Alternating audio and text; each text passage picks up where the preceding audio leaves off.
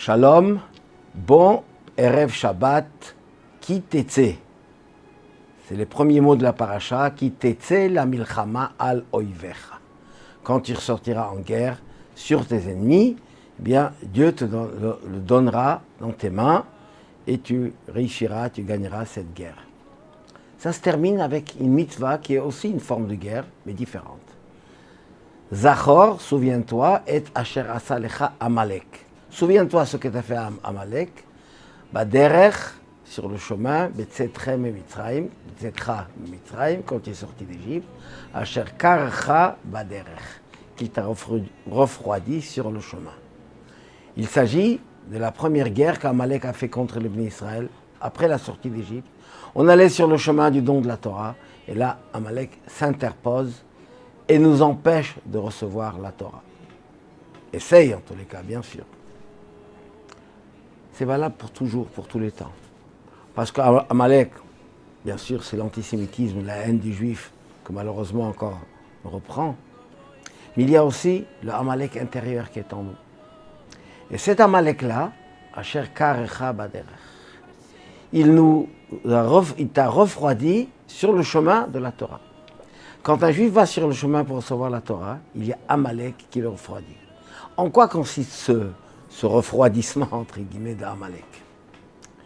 Quand les Bnei Israël sont sortis d'Égypte, ils étaient tous feu, tout flamme, enthousiasme pour recevoir la Torah, à tel point qu'ils ont dit, ils étaient prêts à dire « Naase venishma » on fera et on va comprendre après. Et là, Amalek s'oppose. Amalek dit, moi aussi, je suis un petit-fils d'Abraham et de Yitzhak. Je descends. Amalek, c'est le petit-fils de Esav, le frère jumeau de Yaakov. Mais lui, leurs chemins se sont séparés. Yaakov Ishtam Yoshev Ohalim. Yaakov, un homme entier, intègre, qui est dans les tentes, qui est dans l'étude. Tam, intègre, entier. Mais Esav Ish-Tsaïd, un homme de chasse. Un chasseur, il calcule, il regarde, il voit les intérêts, les pièges. Il réfléchit avant de faire quoi que ce soit. Et là, dans l'occurrence, il s'oppose à la façon dont les Bnei Israël vont recevoir la Torah. La formule de Yaakov, Ishtam, qui est droit, intègre. Il accepte ce que Dieu dit et il dit Nishma. Après, on va comprendre. Mais Amalek dit non.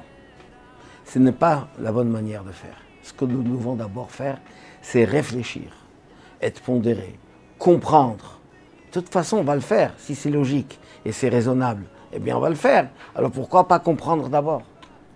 Et seulement après faire. Mais là, c'est dangereux. Parce que Ish-Tsaïd, comme Esav, celui de la chasse, de calcul, de compréhension toujours, peut amener à Ish-Sadé, au champ. Et le champ, c'est à l'extérieur. Yaakov, lui, est l'homme de celui qui va étudier, bien sûr, mais il va faire d'abord. Il va mener à l'action qui va mener à la compréhension. Et ça, c'est fondamental dans le judaïsme. Amalek, celui qui te refroidit, il te dit d'abord, il faut comprendre. Tant que tu n'as pas compris, ne le fais pas. C'est exactement le contraire de ce que les Bnei Israël veulent. Et ce refroidissement d'Amalek, malheureusement, il est toujours, tous les temps, dans tous les milieux. Pourquoi? Parce que il est celui qui refroidit. Il sait très bien que si on va commencer par la compréhension, on va être refroidi à la fin.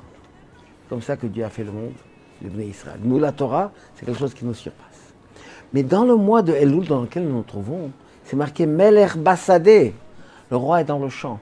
Même dans ce champ-là, où c'est Esav qui prédomine, Ésaü qui est le maître, eh bien là, le roi Hachem vient vers nous. Pendant le mois de Elul, nous avons cette possibilité extraordinaire de passer, de recevoir, d'accueillir Akadosh Baruch Hu avec joie.